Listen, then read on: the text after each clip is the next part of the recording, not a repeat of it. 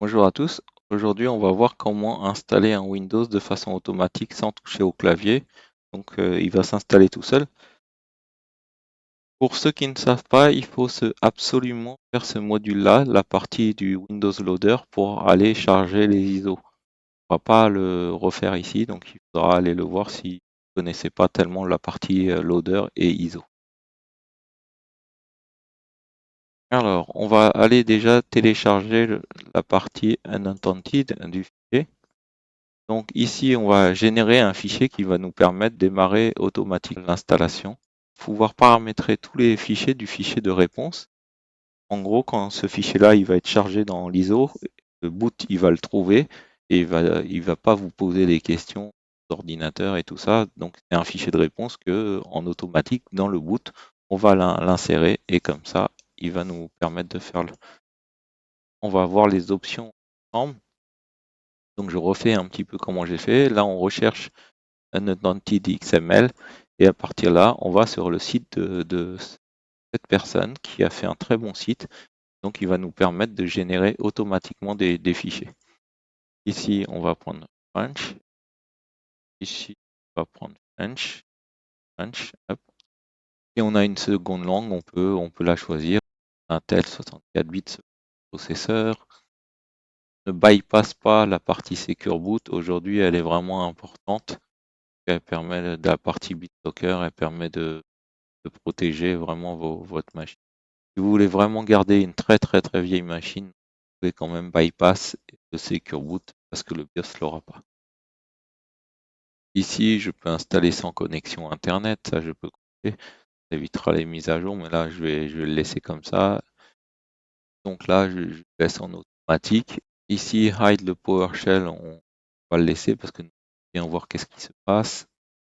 On peut laisser générer un ordinateur par défaut, sinon vous choisissez un nom ici, il vous le mettra. Ici, on peut mettre un random nombre avec un début. On va laisser par défaut plateforme de test. Ici, on laisse par défaut la partie Windows Compact. S'il doit l'utiliser, il l'utilisera. Et la partie time zone, on peut prendre Paris, Bruxelles. Ici, on va prendre directement comme quoi la partition. Il la met en GPT sur cette partie UEFI et il nous fait la partie Windows Recovery. Celle-là, il nous permet de réparer Windows en cas de problème. Ici, on peut passer par du Dispark. Ça, c'est un utilitaire qu'on a vu dans le module Windows Workstation 11. Ici, on peut exécuter du VPS après. Donc, ça, on n'a pas forcément besoin. Ici, on peut prendre la CDK. Donc, ici, je vais prendre la Pro et je vais prendre cette key-là. Alors, qu'est-ce que c'est que cette key-là? On va la rechercher sur Google. Hop. En fait, c'est une clé de licence qu'on appelle KMS. KMS, c'est une clé de licence qui est dédiée aux sociétés. Les grosses sociétés, elles ont un serveur de licence dit KMS.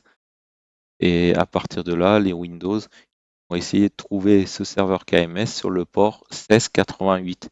Dès que le port est détecté, ça, c'est dans la config du DNS.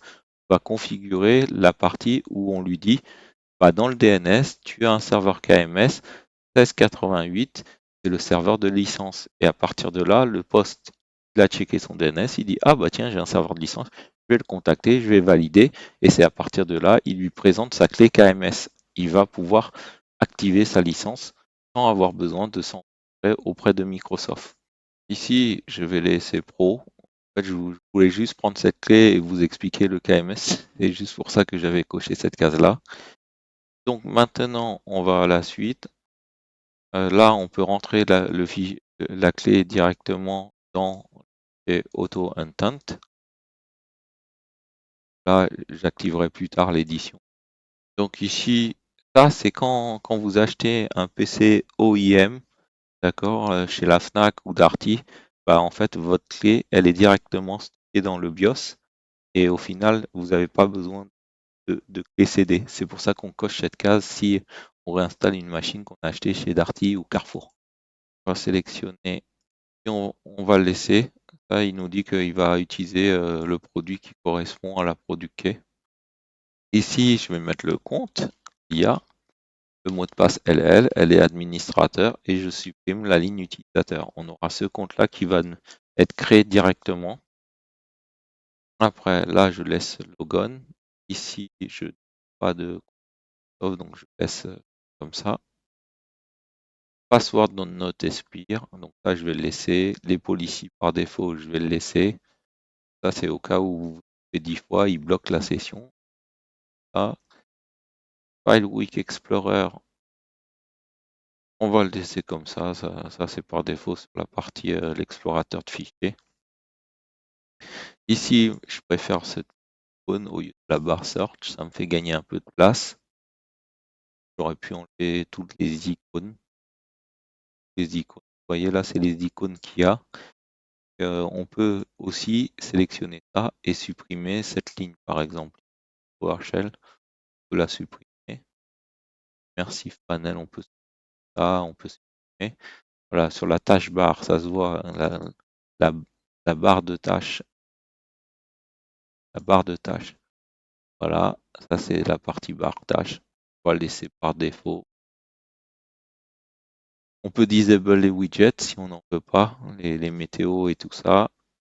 Et cette barre-là, align left touch bar, bah, on peut le mettre à gauche pour habituer si les gens ne veulent pas la barre au milieu. On peut hide la tâche vue et always show bouton. Always show, j'aime très, c'est ça. Donc ici, je ne veux pas de Bing. J'enlève tout la partie des logiciels en informatique. De toute façon, il y a que trois petits trucs. Edge File Explorer, je vais le laisser par défaut. Ici, la pin, là, c'est dans le là, quand vous mettez les icônes. Voilà. Là, je vais enlever tout. On va enlever tout.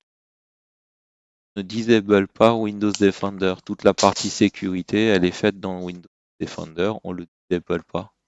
Un antivirus. Windows Update, on ne disable pas Windows Update. On le laisse faire sa tâche de mise à jour. Ne disable pas l'UAC, ça c'est important. La partie des blocs de sécurité, que vous soyez pro ou particulier, il faut tout le temps les laisser. Il vaut mieux ralentir de 10% votre ordinateur et être protégé que de désactiver et croire qu'on va très vite alors qu'on n'est pas protégé. Le smart screen, on le garde, hein, c'est des alertes. Disable fast, laisse démarrage rapide. On laisse le système de protection restore. Le système, de toute façon, on l'a vu plusieurs fois, mais je vais vous le remontrer. Donc, dans la partie, on avait le protection. Ici, on va créer un snap à chaque fois que va faire des modifications avec un certain nombre max de 10. À chaque fois qu'on installe un logiciel, le système change et son snap. Si le logiciel plante de trop, vous avez une erreur système, vous pouvez revenir en arrière en restaurant le système. Donc on continue sur cette partie-là, long pass, on enable long pass, ça on je vais laisser comme ça, enable ça on n'enable pas, hein, les services RDP, j'en ai pas besoin. Wait permission, ça je vais pas toucher, mais pas trop. Exécution, ça sur la partie PowerShell, si vous en avez pas besoin, laissez-le, il est normalement par défaut en restricted. Ça c'est pour exécuter des scripts PowerShell. Ici, je ne vais pas toucher, donc ça c'est pas recommandé de toucher cette partie date ou il pas, même si ça augmente la partie des performances. Ici, on peut couper pour éviter le reboot. Après une mise à jour, vaut mieux reboot. De toute façon, il y a un système où il vous propose de redémarrer maintenant ou pas. La partie du fermez-le. Ici, je ne peux pas désugger. Donc j'active tout ça. La partie encryption sur une machine perso, on peut la désactiver, ça dépend de vos données. Hein. Si vos données sont critiques et que vous voulez protéger, vous laissez en l'encryption. Ici, on peut cacher l'expérience. On va le cacher, hein, Edge. Ici, on va cacher l'expérience Edge. On va disable Edge au startup et on va lui dire qu'on peut désinstaller Edge aussi. pas touché. Ça, je peux effacer. Folder, lancer un répertoire Windows si j'en ai passe. L'audit process, on le verra quand sur la partie event log et Windows Visual. Alors, ce que je vous conseille, c'est le custom avec ici la partie des pins et des fonds. Là, vous allez avoir les meilleures performances de la machine, perturber l'utilisateur. Alors, la partie des icônes, ça, c'est vous qui choisissez. De toute façon, les VM-Tools, comme ma VM, elles s'installent automatiquement. Je vais laisser VMware gérer. Ici, on ne va pas configurer le Wi-Fi. Si vous voulez, vous pouvez le configurer. Comme ça, il aura Internet, il pourra accéder aux mises à jour de la machine directement. Passer directement par un fichier XML. Alors ici, ça sert à quoi la config? En gros, vous avez le NetSH ici que vous pouvez copier, c'est une commande. Cette commande qui vous donne, c'est pour exporter la config. Et après, ça vous donne votre config, vous pouvez copier-coller dedans. D'accord? C'est à partir de là qu'on va coller tous ces éléments à l'intérieur pour avoir la config qu'on a actuellement sur l'ordinateur. Moi, j'ai pas de carte Wi-Fi, pas avoir cette partie-là. Donc voilà, moi je repasse sur Express Disable All. Donc là, alors ici, c'est important. Ça, c'est la télémétrie, d'accord? La télémétrie, elle sert à quoi? Vous êtes obligé d'enable.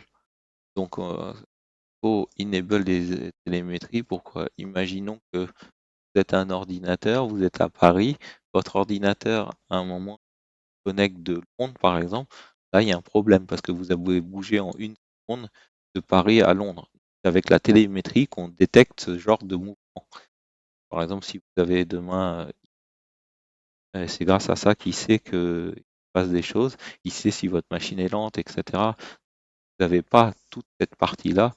Vous n'avez pas de télémétrie, vous enlevez une partie et même des fois une tune pourrait ne pas marcher. Je peux faire disable pour la partie perso et pro, ça serait plutôt enable all. La partie cap lock, si votre clavier doit s'activer automatiquement, moi je vais laisser par défaut, souvent il le fait tout seul.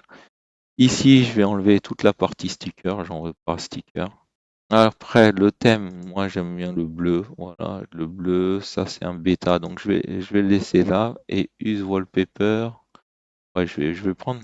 Alors, au lieu de prendre une image, souvent, je préfère prendre une couleur. Ça prend moins de ressources, donc je préfère avoir un background solide et voilà. Alors, ici, lisez bien. Check all the apps you want remove. Ça veut dire choisissez toutes les applications que vous souhaitez retirer durant l'installation. Donc, par défaut, je choisis tout. Et après, je viens cocher que ce que j'ai besoin. J'ai besoin de mon notepad, j'ai besoin d'un petit OneDrive, j'ai besoin de ma calculette, l'horloge, Procol, Sniping. Ça, c'est l'outil de capture. Ça, c'est l'outil de notepad. Ça, c'est calcul. Même notepad, j'en veux pas notepad.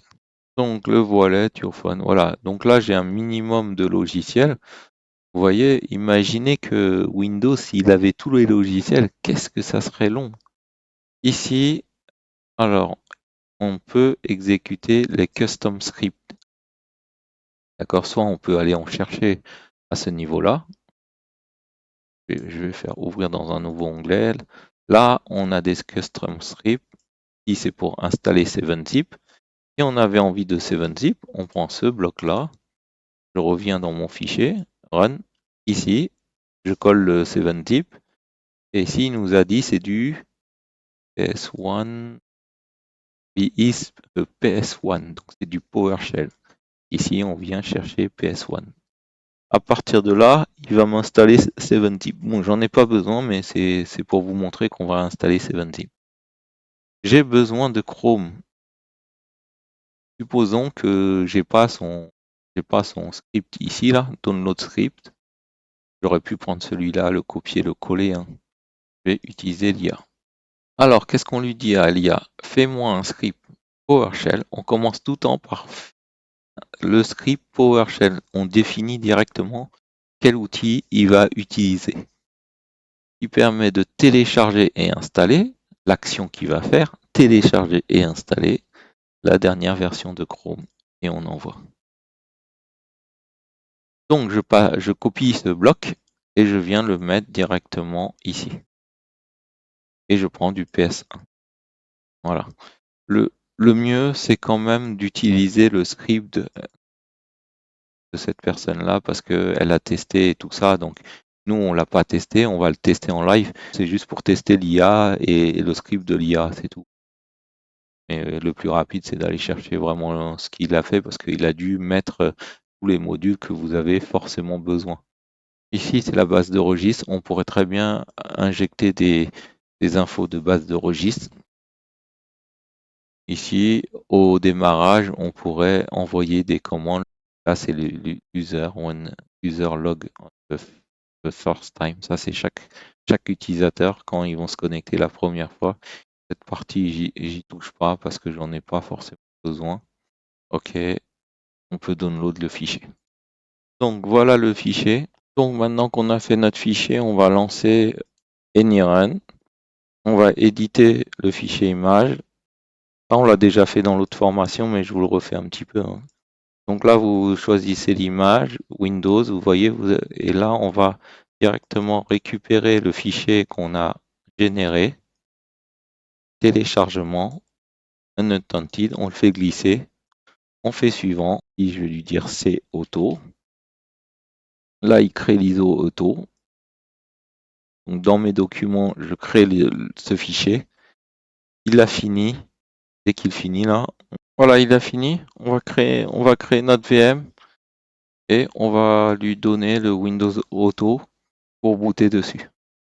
Alors, juste avant de créer la VM, je monte le CD Windows ici, je le double-clique et le fichier est à l'intérieur maintenant. Donc, à partir de là, on va créer la nouvelle VM et on va mettre le CD. J'ai récupéré le CD. Vous voyez, c'est le même, hein, c'est Windows Auto, ISO, Next. Je vais le placer dans ces machines virtuelles. Et là, je prends UFI, hop, et je mets 2, 2, 4. Alors vous allez voir, ça n'aura rien à voir avec la machine qu'on a actuellement. Elle va encore, parce que c'est vrai que celle l'IA, je l'avais installée par du suivant terminé. Donc je vais peut-être basculer sur cette machine que je viens de créer avec vous. Donc là, on appuie juste une fois. Donc là, il est en train de passer les custom scripts. Là, je trouve intéressant de vous montrer. Il est en train de télécharger Chrome, écriture de la demande web. Donc là, il a quasiment fini. On est à peu près à 13 minutes d'installation. Alors, juste pour vous dire, j'ai un disque NVMe qui est assez rapide, 7 gigabits par seconde. Donc, ce que je peux vous conseiller, c'est quand même, si vous voulez faire des tests et tout, c'est d'investir un peu dans une machine qui est puissante, ça vous fait gagner du temps, quoi. Donc ça, c'est le disque dur. Au niveau des écritures, il faut du NVMe dans les 5-6 000, 5 gigas, 6 gigabits par seconde. Et voilà, notre Windows il est installé. Regardez comment il va vite. Waouh. J'ai cliqué, il va vite. Waouh. Ah, je vais garder celui-là, hein.